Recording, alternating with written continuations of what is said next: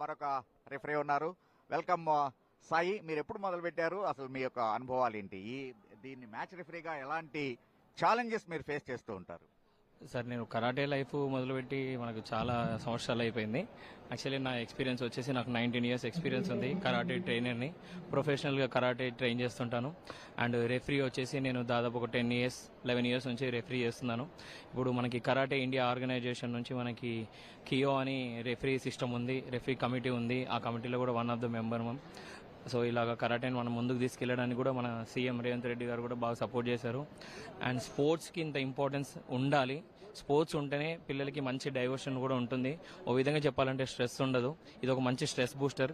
ఇప్పుడు యాక్చువల్లీ పిల్లలందరికీ ఎగ్జామ్స్ జరుగుతున్నాయి, అయినా సరే కొంచెం రిలీఫ్ అయ్యి ఇక్కడికి వచ్చి మంచి పార్టిసిపేట్ చేసి ఇంకా చాలా మంచి మైండ్ సెట్తోని వాళ్ళు చాలా ఫ్రెష్గా వెళ్ళి మళ్ళీ ఎగ్జామ్స్ బాగా అటెండ్ చేసి చదువులోనూ కూడా ఇంకా బాగా రాణించాలని చెప్పి వాళ్ళందరికీ ఆల్ ద బెస్ట్ చెప్తున్నాను.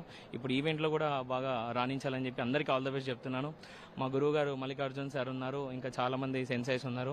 వాళ్ళందరూ కూడా మమ్మల్ని బాగా నడిపిస్తున్నారు. మేము కూడా మా పిల్లల్ని బాగా ప్రోత్సహించి ఈవెంట్స్కి కంపల్సరీ తీసుకెళ్తుంటామండి. థ్యాంక్ యూ సాయి, నిజంగా నేను కొన్ని రూల్స్ మీ దగ్గర నుంచి నేర్చుకున్నాను కూడాను. Thank you very much and I wish you all the best. అలాగనే